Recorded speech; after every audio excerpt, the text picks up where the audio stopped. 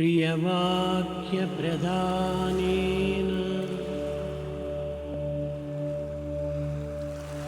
Survey तुष्यन्ति जातवः।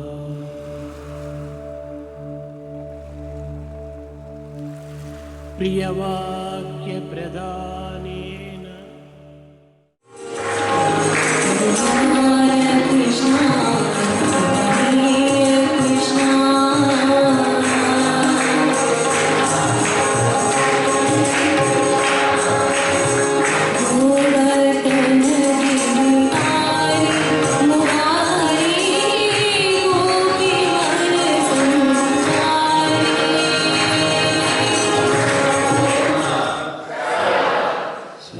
see what they were supposed to talk about today. Okay, hold on, don't put me on screen yet.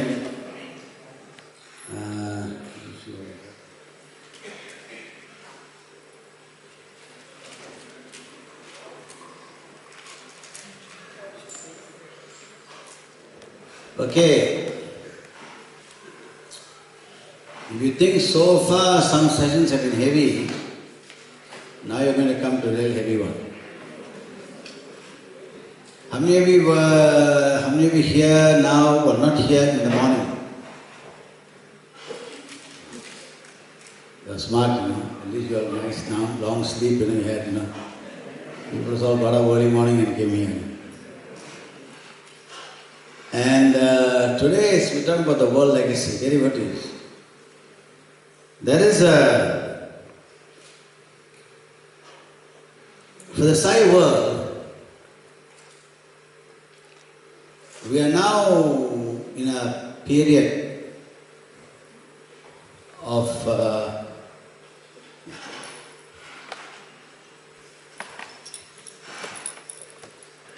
yeah, you can flash this on the screen. Is it coming on your tech on top there? Hello? Is someone up there listening?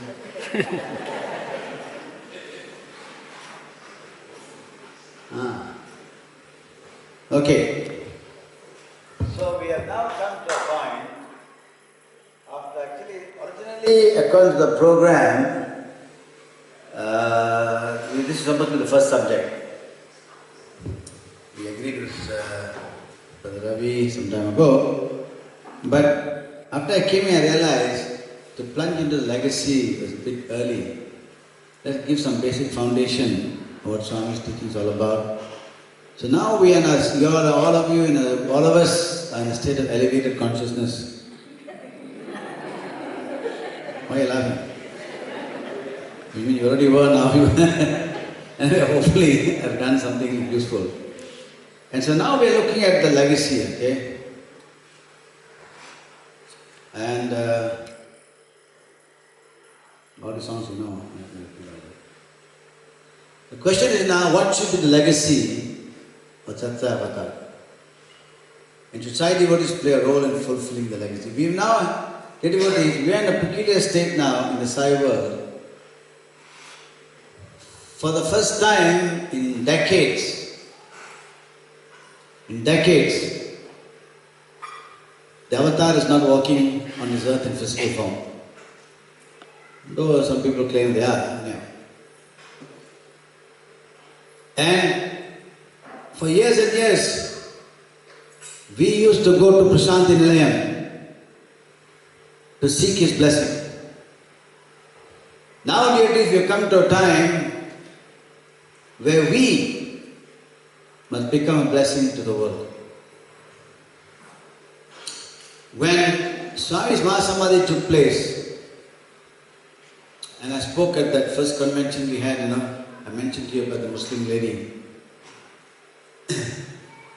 I stood there on the stage and said, a time has come when we, that all these youngsters, young adults sitting here, and all those who have a heart to do something for the great mission, we must become greater than Arjuna, I said. Everybody has done. What is madman talking, Jega? Greater than Arjuna? Swami himself has praised Arjuna. Sorry, all of you know who's Arjuna, right? Sister, you all know? Okay. I'm not going to tell the whole story of Mahabharata for you. Arjuna was the 5 Pandavas, the good guys, okay, who fought against the bad guys, the Kauravas. Arjuna was a great warrior. He and Krishna was his charioteer. In the great battle. He was supreme warrior. He fought and won over the great warriors of the time. There's Krishna by his side. And I told them we must be greater than Arjuna. People were stunned. Jega, what are you talking about? Okay? And I tell you this, I repeat this again. We must become greater than Arjuna. Why? How? Arjuna, for all the greatness of his strength and power he had, okay? And he was part of the great victory of the Mahabharata. When Arjuna, when the time had come for Krishna, he knew the time has come for the destruction of the Yadava race, his own race, He knew the tsunami was going to come. He told Arjuna, take the women and children and take them out of Ayodhya into the inner country, into the hills.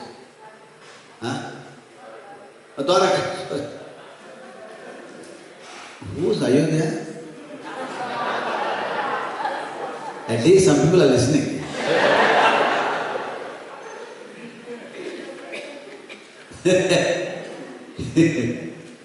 Oh boy, scary.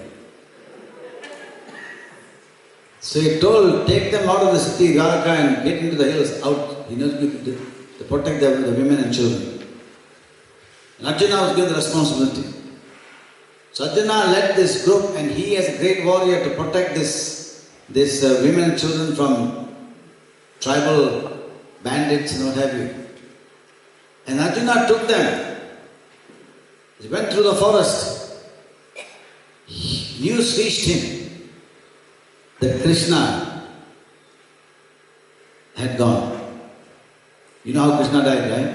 He was lying there, arrow shot, and hit his toe. Who can die with arrow shot in his toe? Okay? But that's another big story. Okay?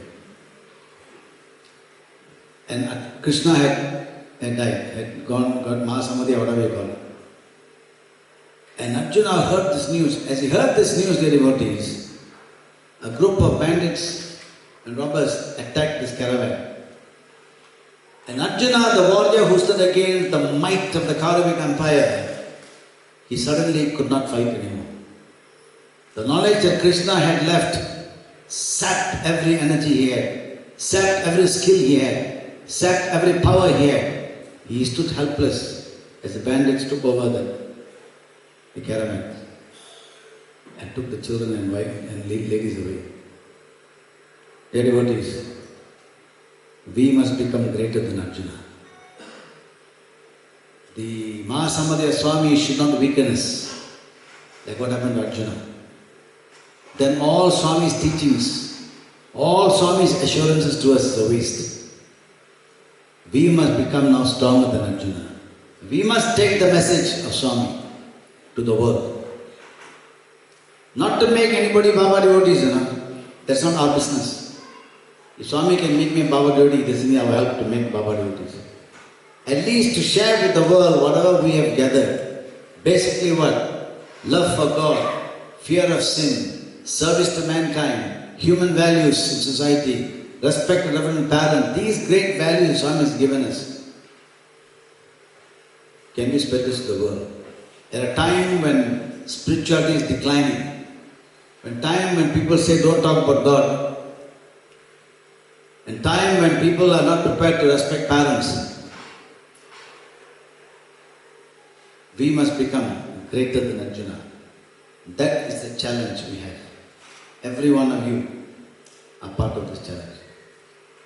Tomorrow I am gone. I don't know how long I can do this kind of thing. But these young adults, those below 50 years old, those days I thought 50 years old fellows, okay? Now I tell 50 years old, below 50 years old, young adults, okay? That's what happens. Very soon I'll say 60 years old is young adults. We must take this challenge. So what is our role in fulfilling the legacy? Not just to keep his form and mind in my pocket. I got Baba's picture in my pocket. I got Baba's picture on my altar. I got 10 Baba's pictures in my house. That all doesn't make us devotees. It only makes us with people with big houses and can afford to buy big pictures. It's not the measure. The measure is how much are you prepared to dedicate your life to God's mission.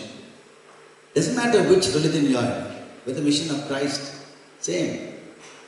What is Christ? Christ did not give 10 commandments. Christ gave 2. Love God, bhakti yoga. Love your neighbor as you love thyself. Karma yoga, service. That's it. 10 commandments said what? Honor your father and mother. Basically, whatever Swami is saying now to us is something every scripture has talked about. Keep his message in mind. That's our challenge. And in some way, fulfill the divine mission. Understand this, divine mission is to try to make the world a better place for everyone. The divine mission is not to make everybody Baba devotees. Now somebody will go back and tell Dr. Reddy in our world, yo, Jega said don't make people Baba devotees. I never think of that. Always say, Baba, Sathya and Sai Baba, he can make me Baba, he can doesn't even help. But he needs the one arm of the Caesars now. He needs the arm of the Caesars to fulfill the Dharma Sthapana, establishment of Dharma in this world. So dear, can you explain now, what do you think is one of the greatest desires of the present devotees? So let's say you're a present devotee of Lord Rama. No. Pictures of the family. Now, what do you think? The great devotees of Lord Rama or Krishna. What do you think of the greatest desire of devotees of Lord Jesus, of Buddha, Nana, Holy Prophet? What do you think it is? How I wish I'd been there at the time of Jesus. How I wish I'd been there at the time of Krishna. How I wish I'd been there at the time of Muhammad. How I wish I'd been there in the time of Buddha. Dear devotees, oh, what a chance. Dear devotees, 100 years from now, millions around the world will be seeing how I wish I'd been there at the time of Bhagavan Sri Sathya Sai Baba. You hear all the stories of miracles of my God. I wish. But we are here. We are here now. We just came through the phase. Do you know that what we are now in a phase, very funny, incredibly? We are now in a phase of after Jesus leaving his body, the 11 disciples still alive, that phase we are in. The people who knew Jesus personally, that's the phase we are in. These are 11 people. We are millions. What are we doing? Whole world should be golden age by now. But is it? Question is, what role have you played? What role are you playing? What role do you wish to play? Let me have this in how I wish. As for SAI, I haven't talked of it, but it's come faster than I expected, okay? What we have taught every new devotee, from today onwards and evermore, they'll be saying how lucky these people were who were there at the time of Bhagavan Baba. I'm sure there will be aspiration every side devotee wants to play a part in the divine mission. But strangely, hardly a few months after Baba left, the immortal coils, people already trying to tear down his legacy. You know what's happening around the world, I will not go on there and happen. If side devotee do nothing to uphold his world legacy, we will be, by sheer sin of omission and inaction, be abetting those mischief makers who are trying to bring down the great legacy of the avatar. So can we stand in defense of his world legacy? Not in condemning the mischief makers, but the action on the ground to help in his divine mission. That's it. Don't complain about others. What are you doing? What should be the SAI legacy for the world? It's a question that wandered in my mind before Mahasamadhi. For 3 years or so before Mahasamadhi, this thought began to bother me. And I asked myself, what is Swami's whole legacy? You tell me the answer. Is it the super specialty hospital in India? Hello? Is that his whole legacy? Indian legacy. The university college in India, is that his whole legacy? The water project in India, is that his whole legacy? For what? The few science schools in foreign nations, is that his whole legacy? Small side groups all over the world singing Sairam, Sairam, Sairam. Is it the world legacy? So what is world legacy? What should be his world legacy? Devotees. What is the legacy of Rama? And what or who did he think of? Let me ask you a question, okay? What is the legacy of Rama and who do we think of when you think of Rama? Who? Hello? Exactly, Hanuman. The one, his devotee, he helped fulfill his mission. We think of that. Who was then? Who else?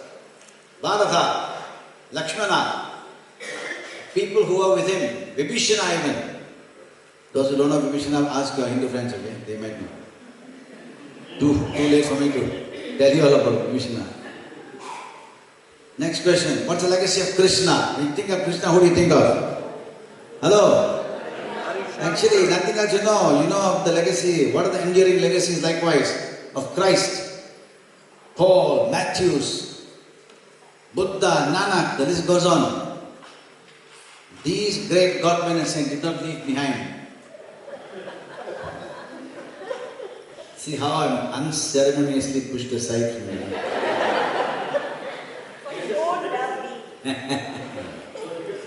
Yeah, no, she realized that I'm using a wrong PowerPoint because the pictures are missing, which she had done, okay, so she knows the pictures are missing. Every picture you see now is not she's put up there. And I tell you what is, all these, the legacies today are the people who are the devotees of the great beings. Buddha, look at Christ, 11 people, okay? Look at this massive legacy left behind. The devotees are the legacies of the great Godhead. Buddha did not go to China. Buddha did not go to Japan. Yet these nations are great Buddhist nations of the world. Buddha did go to Sri Lanka, by the way. How did they? Devotees.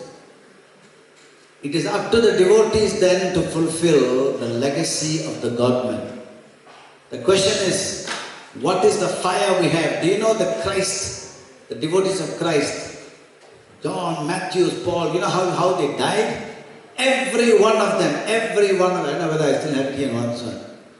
Every one of them was tortured and crucified and whipped and thrown from cliffs. You know, everyone died a very, very vicious death because they were following the legacy of the Master. The Roman Empire could not stand. Everyone, check out the Google how they died. Every one of them. One of them was hanged upside down in a cross. They were whipped, slashed, thrown from rocks, thrown from mountains. He doesn't want us to die for him. Okay? What's the legacy of Krishna? What the enduring the picture? And they asked all these people. You know. See, notice the pictures are easy. So legacy of the devotees. And what was the enduring legacy of these devotees? The legacy of the God-man with the devotees. What was the legacy of the devotees? They helped to fulfill the mission of the avatars and God-men. Devotees. So what should be the legacy of the Sathya Sai avatar? His greatest legacy must surely be his devotees. All of us. But do you want to be like the devotees of Buddha who took his mission around the world? Do you want to be like the devotees of Christ who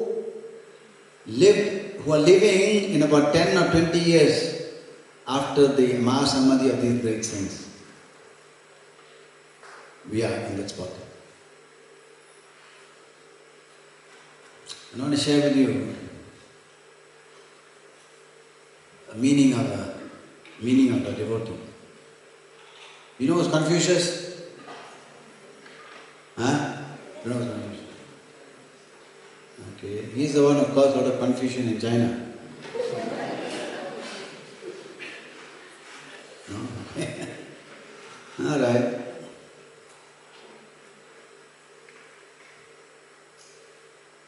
I want to show you, I saw a movie of Confucius.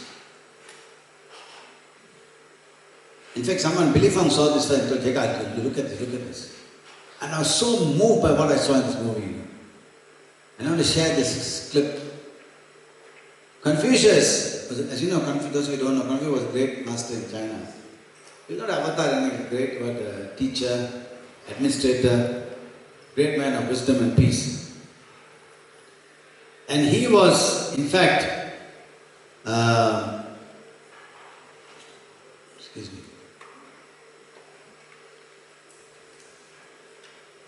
he was in fact,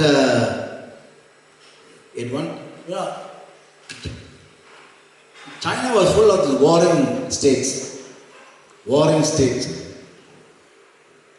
And he was the advisor to one of the warlords or the rulers of the warring state. And because the great wisdom he had, the wise advice he gave, this state became very strong and prosperous. As state became strong and prosperous, the ruler himself became arrogant. He wanted now to expand and conquer others. Confucius said, don't do this. You'll destroy yourself. He got fed up about all the advice of peace advice Confucius gave him. And he banished Confucius from his state. Enough of you. You go. So Confucius left that particular state and with his disciples he started going. Hello, don't go. Watch the movie first. I know you are. If you can hold it for a while.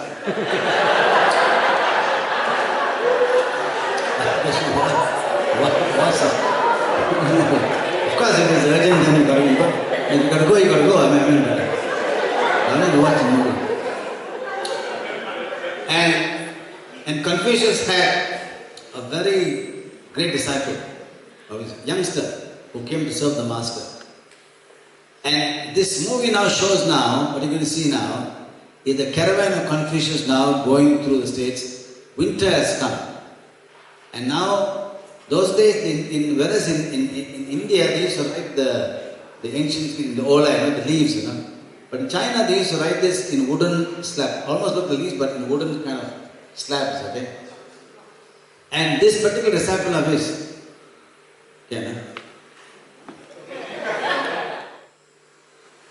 watch. Sound, huh?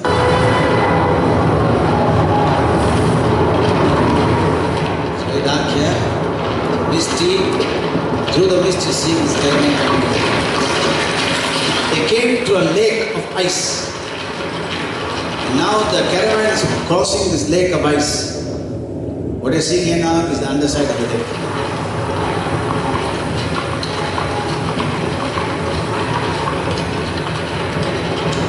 That is Confucius now sitting there, the one on the left, and that's his disciple, with all the wooden slabs here. Devotees, as they went over this ice, thinking that the ice could sustain the weight of the caravan, something began to happen. That's Confucius, the famous actor, Think of what? What's the sound? Confucius asked him the other man. And he said, they realize now, the ice is going to crack. He had to get across the ice, and the ice is cracking now. The ice is cracking, hurry up, move, he said. And there, the disciple with the heaviest one, the wooden thing, ice cracked. And the disciples, the teachings of Confucius was now being thrown into the ice. They all rushed to save the young man. But this young man did not come out to save his life. He realized that the master's teaching must survive the master. If the master's teachings are lost, the master is lost. So in the ice, he went down and saved the teachings, came out, he threw. The master himself said, Hui, where are you? Come out, Hui. Come out. Look, the master died again. He died again. And again he died, and again he died to rescue the teachings of the master. Because this man knew, without the teachings, the master will become nothing. He went and picked up again. Again he came out in the freezing cold. And the master is crying, Louis, come out of the high school. He was begging his master. He went down again.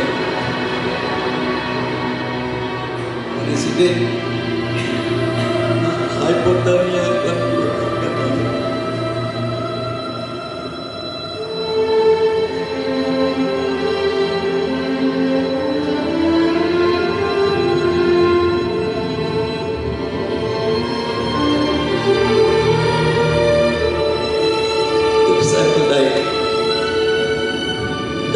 just to save not the master, but the teachings of the master.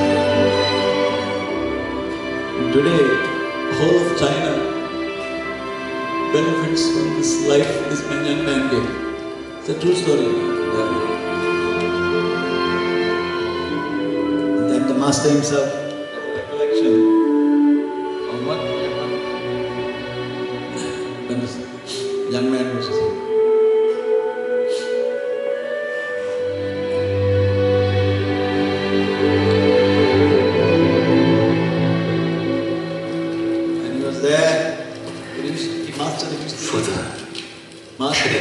Something. 夫子，已经4个时辰了，他是缓不过来了。夫子，你放手吧啊！夫子，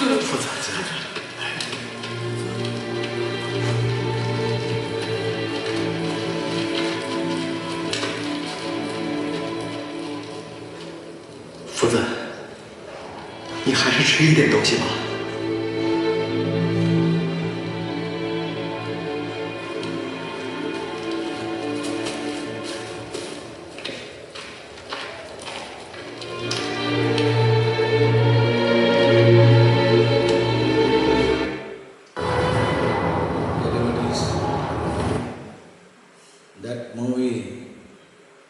Every time I see this movie, tears come to my eyes. I ask myself one question. Swami, would I have given my life just to save the Vaginis?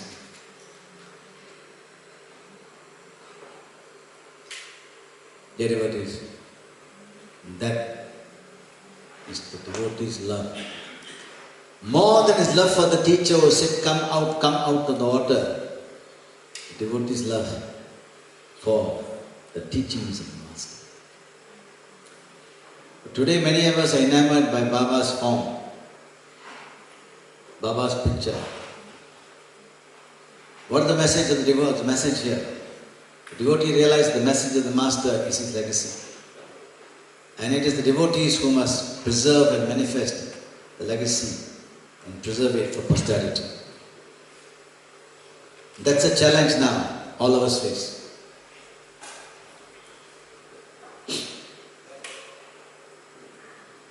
How did the message of the God-man spread? Who upheld and promoted their legacy? Jesus Christ. Let me share this with you. Devotion of devotees. Do you know how the apostles died? I mentioned this now, let me show this with you. They sacrificed for their master. quickly. Matthew, Stafford martyrdom in Ethiopia, killed by a sword. Mark died in Alexandria, Egypt, after being dragged by horse to the streets until he was dead.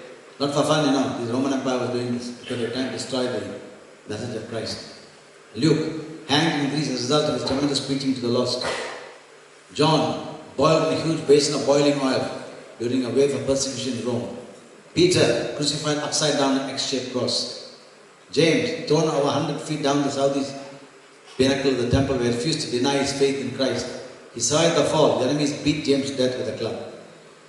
Devotees. Bartholomew, also known as Nathaniel, was a missionary to Asia. He witnessed our Lord in the present-day Turkey. He was martyrdom, preaching in America, was flayed to death by a whip. Jude, killed with arrows when he refused to deny his faith in Christ. Matthias was stoned and beheaded. Devotees. SAI does not want us to die finally, but to live and fulfill our lives. Fulfill our lives. And by fulfilling our lives, implement his vision and mission. And this is not just a role of a leader of the SAI Center or leader like people like Ravi. Ravi cannot be a lone Red Indian chief going into the battle. Suddenly turning around and see no more Red Indians beside him. He can only, a leader can only move if the devotees are moving with him. And by the way, can go now.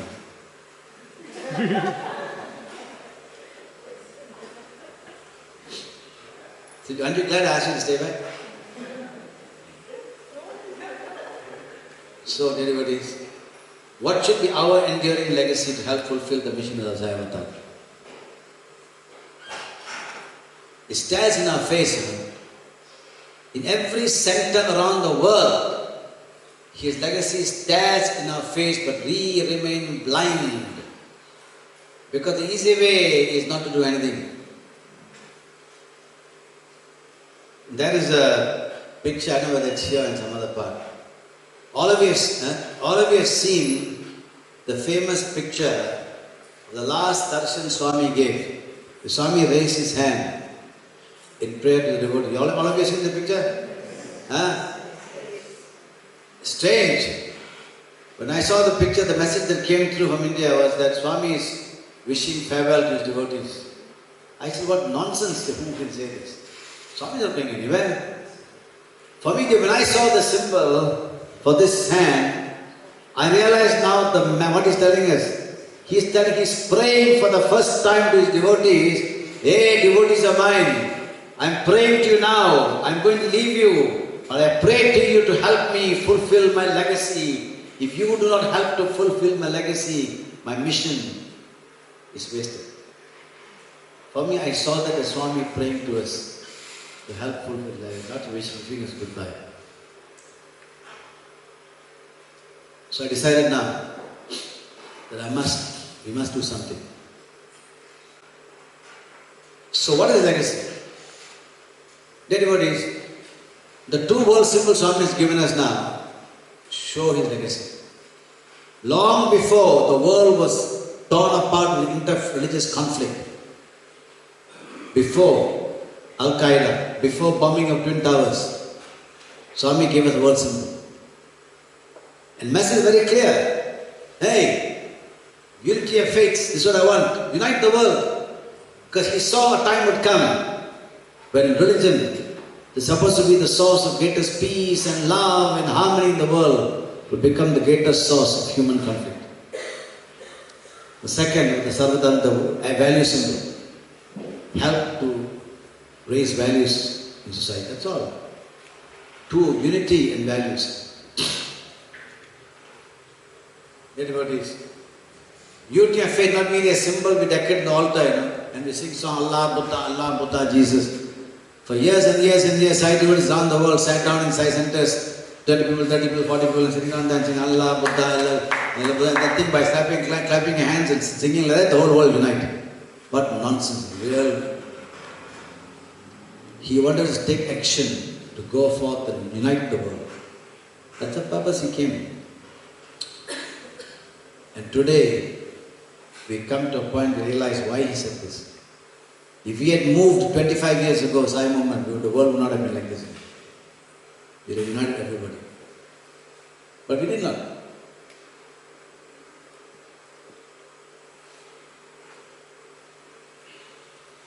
But something struck me.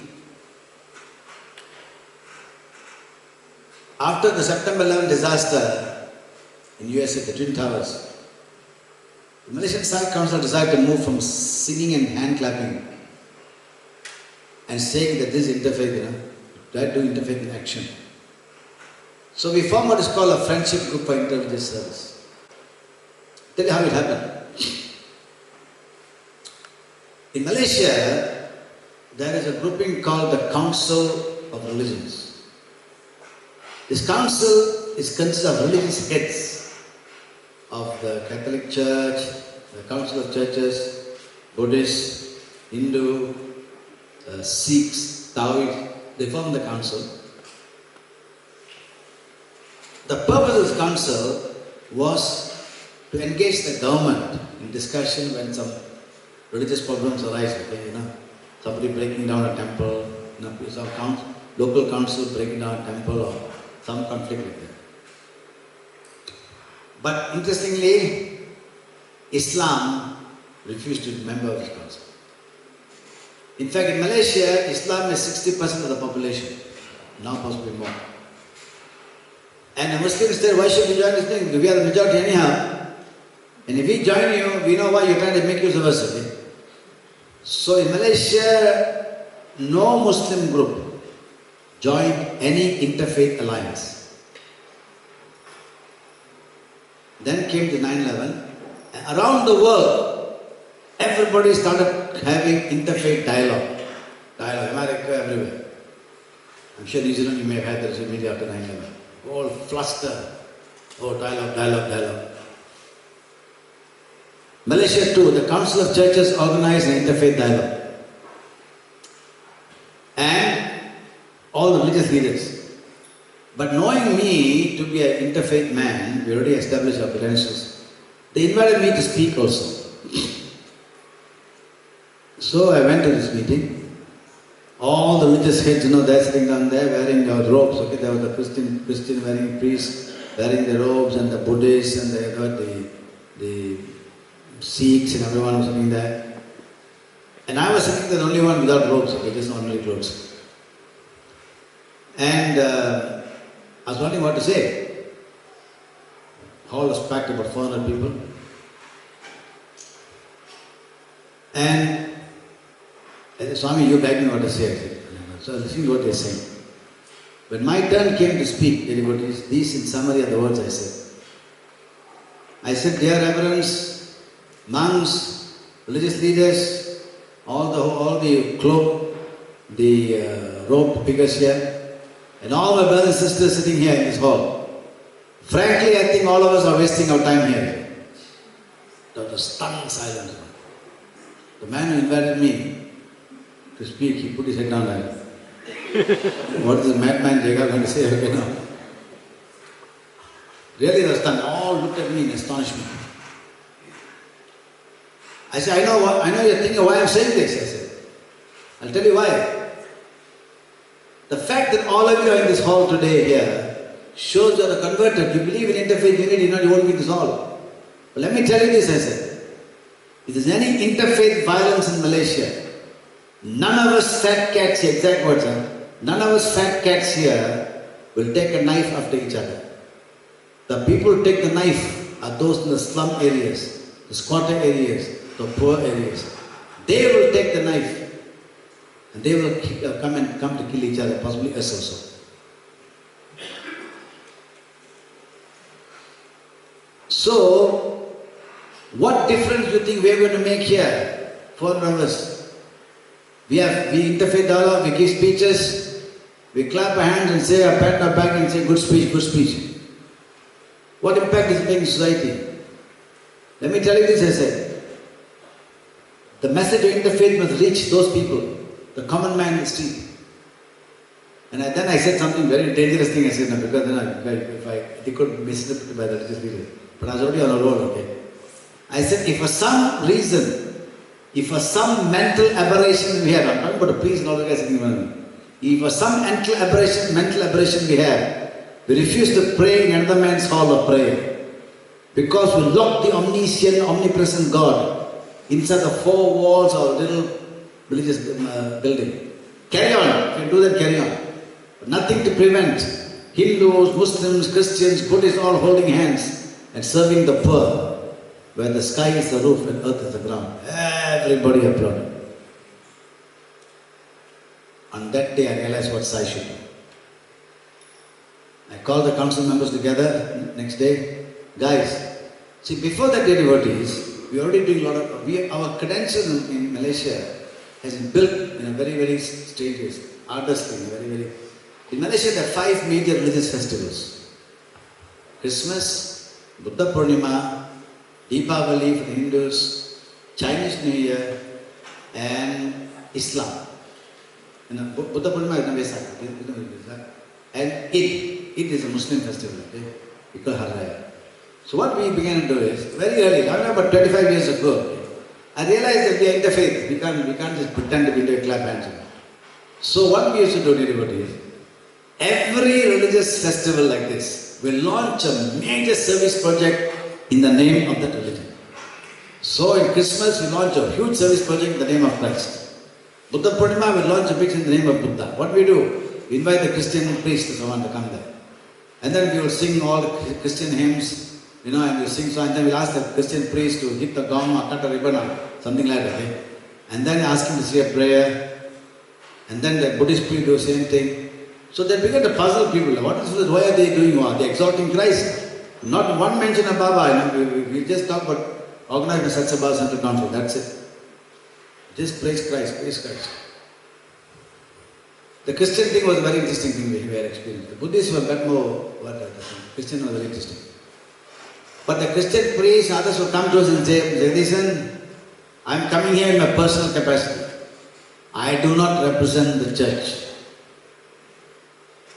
I represent personal capacity. I don't represent my organization. We don't care. It doesn't matter. Because we're doing it anyhow. So we're here to your Christian, you bless the people, fine.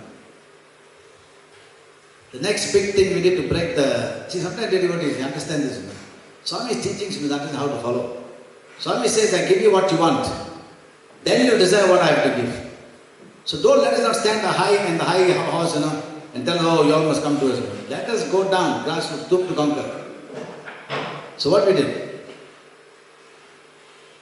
Once during this Christmas, there was a massive recession in Malaysia, and the Christian priest, the Catholic Church, wasn't the Archbishop, one of the other senior members, he gave a press statement. He said, every year we have a big charity project during Christmas for the poor, orphans. But this time, the donations had not come in, the recession. We haven't got enough to serve the orphanage, the charity project. I saw this in the papers. I told my people, look, why should we do another charity project? Let us join them, let's give them what they need. So we called the Christian group. And we told them, we will help donate some things. So they said, okay, they never realized how much we can donate.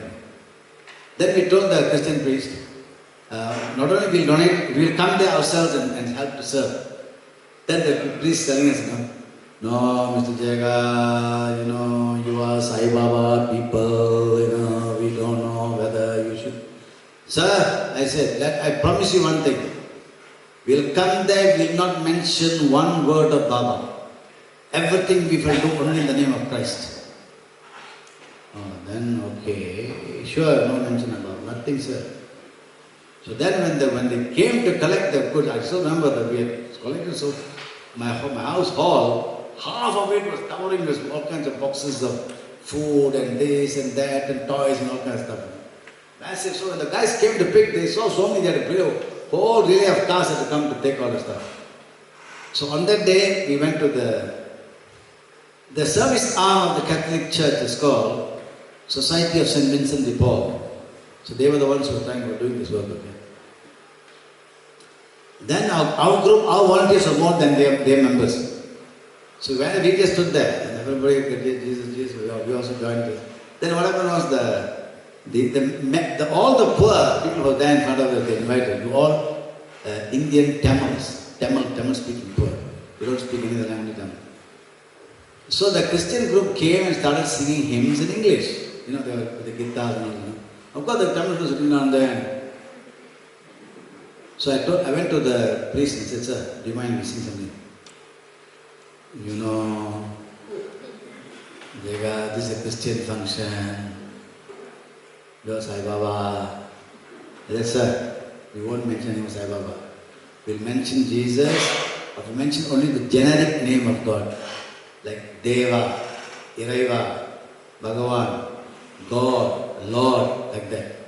You know, in India, for example, even the churches, when they do their prayers, when they come to God, they say Iraiva. They say, this is a generic name, this means God. Okay? So they understood that. So what we did, we went and sang, you know, told, "Hey, all of you come, spoke in Tamil, let's sing. Iraiva, Iraiva." You know, all this fellows suddenly woke up and started singing and joining us in all the songs. We never used any God's name, only Iraiva, Deva. Then when that was so stunning it was, when that finished, meantime we all sitting quiet, we not mentioning him.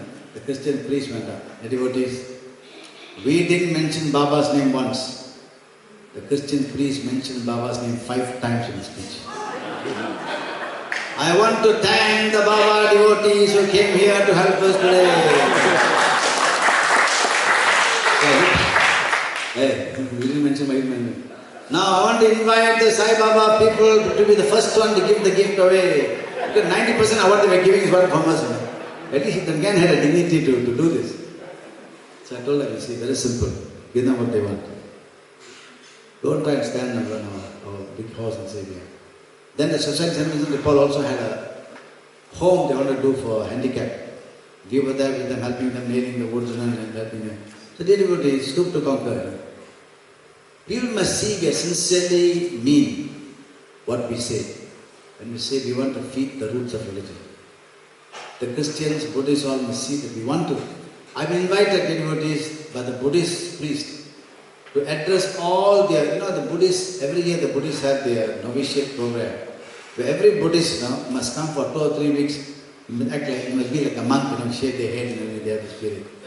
And I've addressed them so many times. Can you talk to them about human values? I've been invited by the society of, I've been invited by the Catholic, by the seminary theology.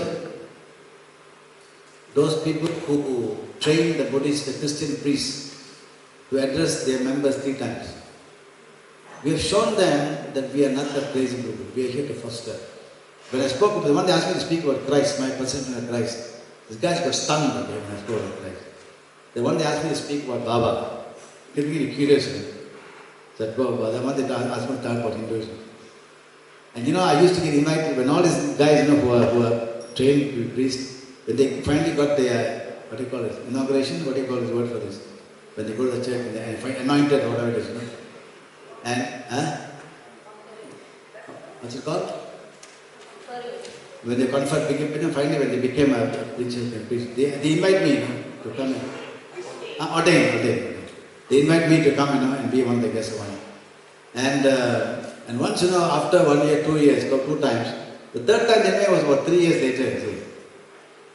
So when I saw the same fellows there, someone said, "Hey, well, now what, 5 years, 6 years, you guys still here, what happened? You failed your exam?" I asked them, They said, "No, it takes 7 years to become a ordained priest. More than a doctor." So you see, that's very interesting challenge. Anyhow, anybody? So we launched now, as a result of this particular initiative, when I heard about it, I decided to form this friendship group for intelligence service after 9/11. But I knew the biggest challenge was the Catholic Church and the Muslims. I put the Archbishop of the Catholic Church. I took, always when I go, I take an interfaith alliance with me. Chinese and Indians all go together, our members. Archbishop is very gracious. Got tea, coffee, biscuits, everything. The Catholic Church believes in all the religions working together to help society. I also remember his reply.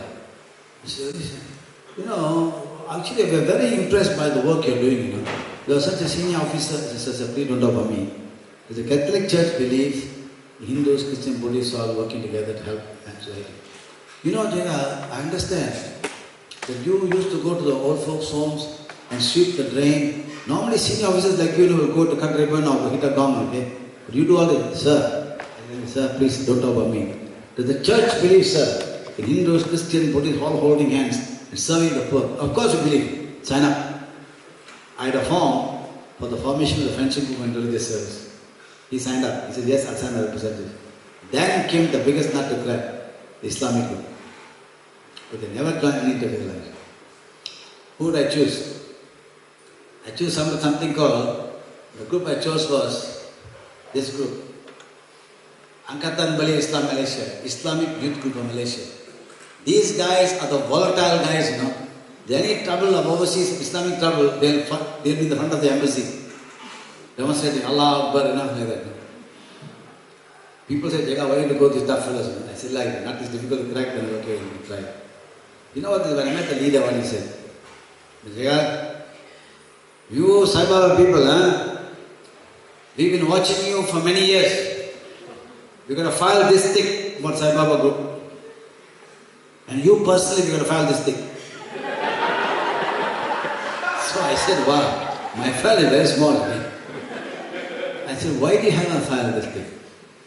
You know what we used to do? We have done more than 1,500 medical camps in Malaysia. In most America, in the rural areas, where the population is 90% Muslims, Malays. East coast of Malaysia, all the villages, no medical support is available. And we'll take with us the Interfaith Alliance. Now we take Chinese and Malay, Chinese, Indian, all we go there, and some of our Malay doctor friends will join us because they see we're doing something really useful. So what these guys used to do, they suspect, those days in Malaysia and still today, Indian help Indian, Chinese help Chinese, Malay help Malay. Suddenly they see this Interfaith Alliance, Indian, Chinese, and going helping all the Malays. Why? What's the motive? Are they trying to convert them? So what they used to do then, after we leave the camp, they will send their volunteers with forms to find out what they said. One of the strict instructions we give all our devotees is this: when you go and serve, never talk about Baba, it's not your business. Just serve, and anything you tell the Hindu to be better Hindu, Christian better Christian, Buddhist better Buddhist, Muslim better Muslim, that's all you do. So these guys went with met in 5 forms for each medical camp, times 1,000. Imagine why the form is so big. All the reports came back. They never talked about any religion, they always tell us better Muslims. Then this leader said, Jega, we realize the Jewish Sai Baba people are very sincere. We are with you. For the first time in Malaysian history, a dynamic Islamic group became an Interfaith Alliance. Now 15 years already now, we are working together. And this group is our strongest supporting group. When we say, Christ said, by our action, by our work will be known. That's what we must do. So the alliance formed with the Angkatan Bali Islamic group, Buddhist Mahavihara, the Catholic Church, the Council of Churches of Malaysia, which is the Protestant group, the Malaysian Hindu Sangam, Malaysian Gurudwara Council. These are and we were the chair of this discussion of the council meeting. So first 5 years, Mr. Chia Won Kong, who was the president of SAI Council, I was only advisor, not so busy traveling. I didn't want this. I think Mr. Chia will be chair. So I'll sit down and give my whatever advice I can. When Chia Won Kong stepped on, Bilimoria took over. Bilimoria was president of SAI Council, Bilimoria took over. Bilimoria 5 years finished. Dr. Suresh Govin was going to take over as president of SAI Council. Devotees, that's when I threw my ace in the back here on the table. I told all the leaders, guys, we've been chairing last 10 years, we're chairing this friendship group. I think now the time has come for us now to step back a bit. Can I suggest now we rotate the chairmanship of the friendship group? Can I suggest now for the next 1 year, the Islam group chairs this FGIS. After that, the Christians and the Buddhists. Their devotees, the Islamic leader said, Mr. Jega, Dato, they call me Dato, Dato, not necessary. We have full confidence in Sai Baba. You all continue to chair. We will support you. Every other leader said, yes, SAI Council Convention. So today President Suresh is now the chairman of this SAI Council. Everybody is. That moved me greatly. The Islamic in Malaysia, any Malaysian knows, in Malaysia, any major thing the Muslims take a lead and others follow. Here the first time the Muslims say, let SAI be. Beautiful. So this is the challenge we have now. Baba says, my darshan must flow to you and through you to the world. For them to accept this, his darshan flow to us and through us to the world. I will tell you something very interesting about darshan flowing. Another moving incident in my life. All of you know, I had a triple heart bypass. I had a heart surgery, triple heart bypass. I thought it was okay until government doctors examined me and found that I had 5 blocks, 95% blocks. The doctors said, Jega, how are you living? You should be dead by now. I flew to Puttaparthi, Swami blessed me, I go do operation, nothing like that. So I went and then, so that time about 2 weeks before I left for Zambia, that time I was economic advisor through the Japanese government program.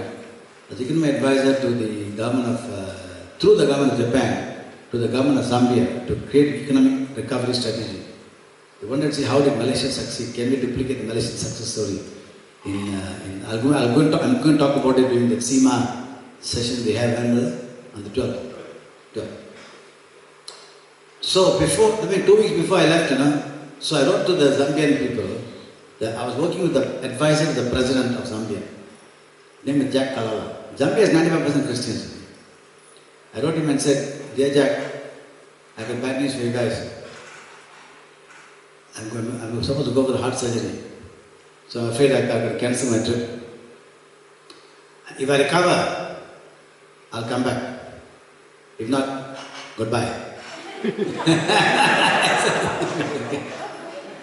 So then the heart surgery went and then I recovered. Then after about one and a half months or 2 months, I wrote to them, dear Jack, good news, bad news. Good news, the operation is successful. Bad news, I'm coming back. And this Jack Kalala, a Christian, wrote to me an email letter that brought tears to my eyes. He said, dear Jaga, we've been praying here to God that you should recover well. And I'm glad God has answered our prayer. Then he said, as blasphemous as this may sound, you coming back to Zambia is like Jesus coming back to his disciples. What an incredible statement from God. I cried. And God was working at a very professional level. The love we gave, had bound them. That's how we should be. People should love us, our colleagues, workers. That's how Swami, his darshan must flow to us and through us to the world. That's his mission for us. Here are the initial founders of the Archbishop Murphy Pakyam, Tamananda, Buddhist. Father Philip Thomas was the Council of Churches Protestant. Fantastic guy, the Father Philip Thomas. His Father Philip was really very, very Christ-like. One day I told him in a meeting with a few others, Father Philip Thomas, Father, I said, I'm so happy that not all reverends and priests are like you. He said, why? If every priest is like you, everybody will become Christian overnight. He laughed. Sangat Singh, Christians from the Sikh family, Vaidyanatha Hinduism, and Sharan Kasim is. Now, of course, all these people have changed, because now they're 14 years, so change is taking place all the time. We have organized interfaith medical camps, interfaith drama festivals, interfaith song festivals, interfaith fun day for handicapped children. And the latest we did, at the request of the government of Malaysia, Intercultural Leadership Youth Camp, where the government funded the whole thing for us to bring together all these witnesses together. I'm telling you a dramatic story here. What happened? There was a crisis here. It all depends on the confidence we build on people. Okay? In Malaysia, a crisis arose. The Christians translate the Bible into Bahasa Malaysia, the local language. In that translation, every time the word God came in the Bible, instead of putting Tuhan, which is the generic name for God, okay, in Malaysia, they put Allah. They put Allah, wherever God came. So the Malays, when they saw this, they said, these guys are trying to convert the Malays. Why should you call the Christian God Allah? So what happened is the government banned the book. And the Christians took the government to court. And the court ruled in favor of the Christians. Why? Because they proved the word Allah predates Islam. It's an Arabic word for God. That's it. It's like Bhagavan in India, or like Ireva. It's a generic name for God. It's nothing exclusive to Islam. But the Muslims in Malaysia, so in Middle East, everyone uses the word Allah for God, like Bhagavan. But in Malaysia, it became exclusive. The Muslims only were using it, no one was using it. So the court ruled in favor of the Muslim, of the Christians. The government then appealed to the court against this ruling. At that time, we have a Department of National Unity in the Prime Minister's Department. And this department wanted to have a unity program. So they wanted to get 20 youth from each religious group, bring them together in a kind of a sadhana camp or retreat, and try to bond them together.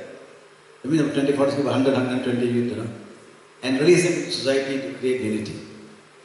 So they invite all these guys. They invite Father Thomas and all these guys, Father Thomas also went there for the meeting. All these guys were invited, and some of them have already gone, but others were invited. Anyway, Father Thomas was there. And the government proposed this. To everybody's stunning surprise, Father Thomas said, we don't support. Because we're upset about the Allah issue. And they pulled out. They stunned the government. And the Sikhs, because in the Guru Granth Sahib, Allah is mentioned, also pulled out. Now the government caught tiger by the tail. Here the government is trying to promote interfaith unity program. And normally the Muslims will protest about all this, okay? The Christian people are pulling out. What to do? The government knows about our friendship group, okay? So they called us. Jega, can you guys get this together? I said, what's the condition? They said, we'll provide everything. They provide the building, the hotel, they booked the hotel and provide all rooms for all these people. They provide the food, everything. You do the software. You do what internal to bring them together. Okay, fine, I said, we'll do it. I called a meeting of our friendship group. And Father Thomas was also there, came for that meeting. And then I said, guys, the government is asking to do this. Why don't we all get together and please agree to do this? The government fund the whole thing. But good for all of us. And Father Thomas said, Jega, I was there, we pulled out because of the Allah issue. I treat them like brothers. Hey, Father, don't do this to me, Father. What is that, Father? Listen, Father, I tell you how to fight a battle. Now fight a battle on one front, multiple fronts. You continue to harass the government of Allah issue. Join us for the Interfaith Alliance for Youth. You're sending a clear signal to the government. Nothing against interfaith unity. You're only upset about the Allah issue. Hey, that's a good idea. Boom, Christians came. Sikhs came and we launched a massive program on this interfaith cultural festival, fully funded by government. Now recently they funded the second one. So dear devotees, this is surely another world's first, okay? Baba opened the door, his vision, and moved forward. So this is one of the great legacies of Swami now. So we must now, by now you must be convinced, dear devotees, that with his will, guiding us, his will be done. Anything is possible. Anything is possible. And we can only dare to do if you have 100% faith that divine is with us. Not you won't dare. Allah, will they agree, will they not agree? After the religious groups had said no to the government, what daring nonsense I have in mind to say they agree to us? Yes, I. That's all. Yes, I will see. We'll try. When can we be sure that God will be with us? And the cause is noble and motive pure. Our motive is so pure, untainted. Everybody must trust us. We will no more plead for divine grace. Don't plead for grace, devotees. I stopped pleading for grace long ago. Devotees. We must be manifestation of His divine will. Swami, we are part of your will, that's all. We are doing your work. Why should I ask you for grace? Divine will. He must be the wind beneath our wings. He must be the wind beneath our wings until one day we all realize that we are the wings. And we are the wind. Tattvam asi. I am I. Devotees, this is the legacy. There's another vision now, which now time limits. I've already got 15 minutes. How many minutes have I got? Huh? 10 minutes. The next vision, what I'm telling all this here is this. In September 2010, after 3 years struggling with what should be His divine mission for the world vision, I wrote a paper called The Legacy. Is it paper there? The cover? Is it here? This one?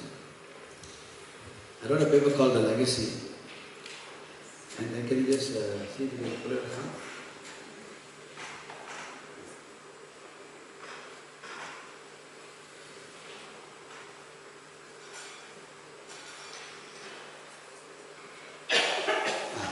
Everybody, this is the paper.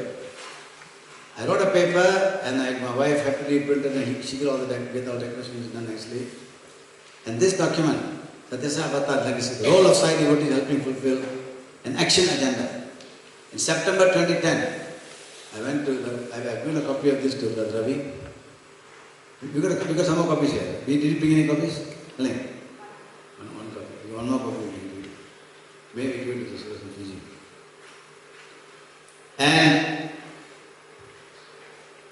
asking the exact same questions, Swami, what's your legacy? So I went to it to Chakravarti. I said, fantastic Jega. Why do you tell? I said, Swami, can give to Swami. No, that Swami is very fragile. September 2010, Mahasamadhi was called 4-5 months later. Very fragile it was. So I said, how would I give to Swami? Swami, Baba, I'm sure, see, brother, if your thing is very, very noble, Swami will come to you. It's very easy. I said, okay, I went and sat in the veranda. Swami came to me. I took this document and put it in his lap. Swami asked him, what is your world legacy, Swami? And I told the exact words to him. Swami, surely it cannot be a supposedly hospital in India. It can't be a water project in India. It cannot be a university in India.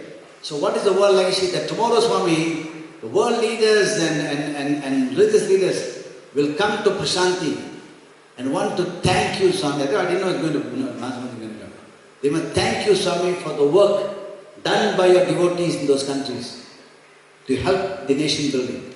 That your devotees help to revive the nation. Swami, what should be the world legacy? I told Swami, two things, Swami. For the first time in the world history, I said, there are two crises facing mankind. That was never there before 60 years ago.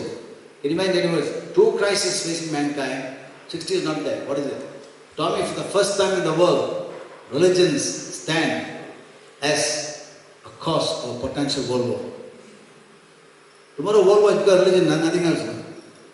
USA, Middle East, the Jews and the Muslims. Within Islam, Shia, Sunni. Sri Lanka, what it was between the Buddhists and between the Sinhalese and the Tamil, they say flip the coin. Basically, it is Hindus and Buddhists. Look at Fiji, Christians and Hindus. Look at Ireland, Protestant, Catholic. Everywhere around the world, religion is supposed to be the source of greatest conflict, greatest comfort and religion, unity and love. Became the source of fantastic conflict. Swami, you have given, I told Swami, you have given us the world symbol. What do we do, Swami? We come and do big shows for you. I told him, Swami, what do you do? We come here, Christmas, they do a big Christmas program in Puttaparthi. In Puttaparthi, they do a big Buddha program. Swami, but are they doing the home countries? I said. But the whole hall was listening, everybody was, we were stunned, everyone was watching. Swami, these people are doing Christmas program here, Buddha program here, Diwali program here. Are they doing it in the home countries? They're not. It's a show, Swami. Then you don't believe that there are one interfaith conference in Puttaparthi once, some conference. The last place in the world any interfaith is Puttaparthi. We should bring it to Puttaparthi outside. Then come to show Swami what we've done overseas. You know, but Swami is so fragile. I had all these pictures I had to show him. Then I said, Swami, the second world like Swami. The first time in the history of mankind, Swami, first time in the history of mankind, first time, 60 years ago, there was never a situation, Swami. First time, Swami, where parents are being sidelined. Before the 60 years ago, parents were center of families, holding families together. Today, families are sidelined, they are sent away, no one cares for them, okay? Swami, what do we have nowadays, Swami? What do we have now? Father's Day, Mother's Day. What once a year, Father's Day, Mother's Day? I didn't tell this to him, but what I tell nowadays, actually, I say, what if Father's Day, Mother? Child, a son or daughter will get a card. I told you this, no? You get a Father's Day card, Mother's Day card, they put here, Papa, and with a poem there, someone written by someone else, the idiots can't write their own poem, okay? So not your others. And then they put it, and then they give Papa, here's the card, here's the thing. The father is so proud, Mother is so proud, they take the card and put on the top of the television set. You know why? When guests come, they can see. I said, nonsense. Swami, I said, what do you mean, Swami? We must launch the hope agenda, I said. Honor our parents every day. And we shall talk about this, in the subsequent session. So Swami was really, he was, I can see he was eager to say, but he was so fragile, he could not speak very well, and he was patting the thing up there. These are the pictures I showed him, on the I asked Swami, I showed him this picture. Swami, here you are. You have your super specialty hospital. Your mother Ishwarma wanted a small, fine, I'm through. Wanted a small clinic. You build super special hospitals to serve the poor, hundreds to serve thousands. Swami, your mother wanted a small school for the children there. You build universities to give education to thousands of children. Are we such ideal for our parents? Is the question we must ask you. Are you, Swami, you exceeded parents' expectation. Today many children are falling short of parents' expectation. Swami, can organization motivate others to be ideal, rising above parental expectation?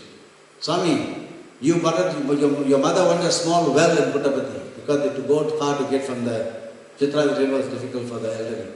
You built thousands of miles of water. You exceeded parents' expectation. Get a SAI organization, do something to motivate children to rise above. Devotees, so Baba has thrown a divine challenge to all devotees of the world. The challenge is this. He says, you have to love your parents wholeheartedly under all circumstances. You have to realize the truth, the first and foremost, your mother is God, next your father. Our Sevadal youth shall propagate such teachings and try to arrest the degeneration of society. Do we dare accept this challenge? It's a question. Or should we ignore this? As we have ignored many other Swami's messages. So I prepared this document and I put it at Swami's feet. Dear devotees, now this is what I told Swami. But this is the unity of faith. Swami, here we have the unity of faith in Puttaparthi. What for? Are we doing in home country? We are doing too much shows, Swami, in Puttaparthi. Look at it, Swami. We have Chinese New Year celebrations. Are we doing this in our home countries? We have Christmas celebration, massive Christmas. Are we doing in the home countries? We have Hindu big celebration. Are they doing in the home countries? We have Eid Muslim. Are we doing home countries? I went on and on like that. If all goes well, this is what we promised in Malaysia to do. And we are doing this now. Dear devotees, this is a legacy. A bit more here, but time is short, I won't go into it. We've got a solid program and action agenda. I'm not just saying this. We've implemented an action agenda on the ground, involving schools, involving religious groups, the Ministry of Education, which is led by Muslims, accepted our hope agenda. They allowed us to go into all schools and do massive interfaith filial piety song competition, interfaith filial piety drama, interfaith filial piety cartoon competition. We went to schools and devotees and we donated paint to them. We asked them to draw a mural on the wall, a huge mural on the wall, to show filial piety. And the schools took the challenge. We immersed the schools in human value programs. We can do this. We in a Muslim country can do this with so many restrictions. Do you know in Malaysia we cannot mention Allah? Malaysia, a non-Muslim cannot say Inshallah. A non-Muslim can't be caught inside the SAI center. He'll be in trouble. Muslim can't be seen in any other religious environment. The Christians have their function, they put there, everybody welcome, except Muslims they put there. To show that they don't welcome Muslims. So this is the challenge. Despite all this, we prevail. Why?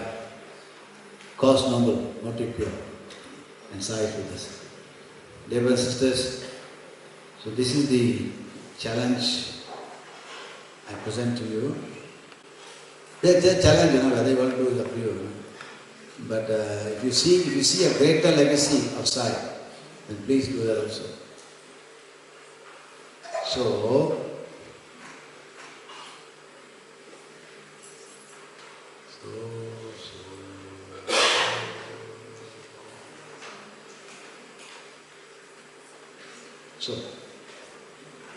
Okay, let me do the song I had in mind.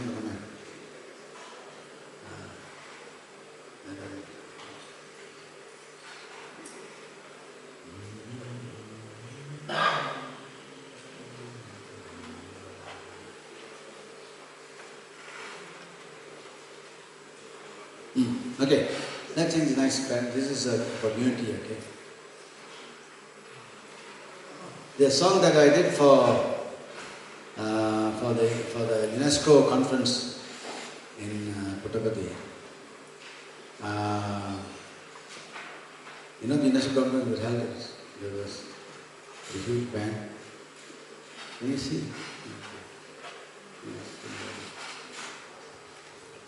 So, the final song, it's not a bhajan kind of song. It's just a song that we use for the public domain. Okay? Let there be peace in this world, my friends. Let there be peace in this world, my friends. Let the peace begin with me.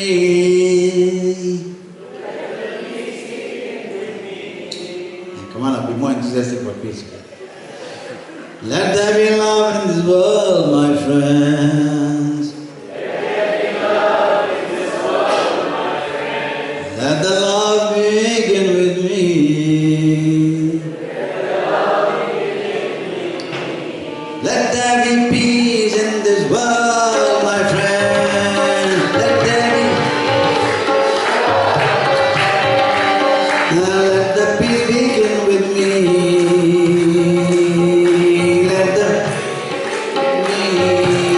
Let there be love in this world, my friend. Let there be. Now let the love begin with me.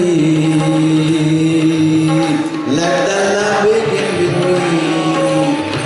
With you and me, with you and me. With you and me, with you and me. Let there be laughter in this world, my friend. Let there be. My friend, laughter is the soul of peace. Laughter, let us help those in need, my friend. Let us forget joy is what we need. Forget joy is what we need. For love and peace, for you and me. Love and peace, for you and me. La la la la la la la la la la la la la la la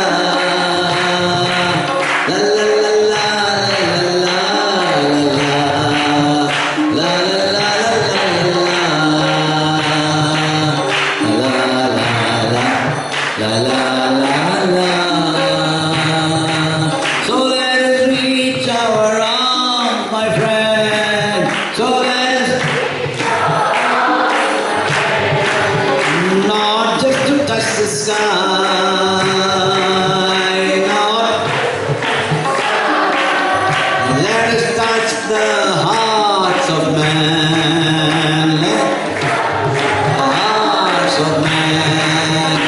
Love is peace must fill the sky. Love and peace must fill the sky. Our hearts and skies. Our hearts and skies. Our hearts.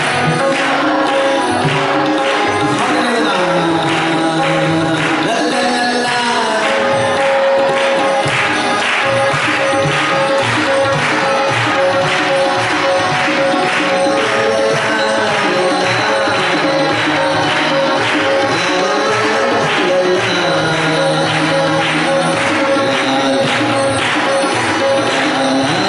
All together now.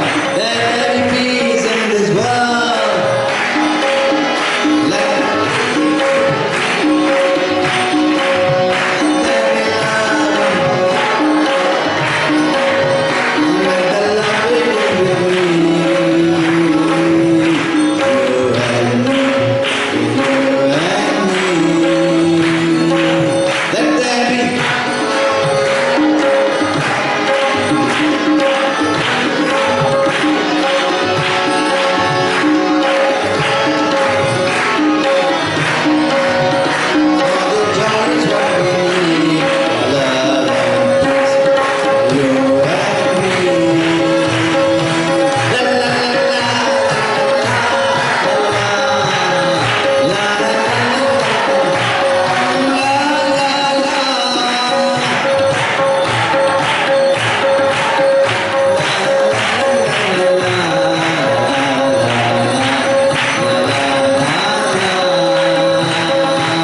So let it reach our heart, my friend. Not let it. Love and peace must fill the sky. Our hearts and sky. Our hearts and sky. La la la la. La la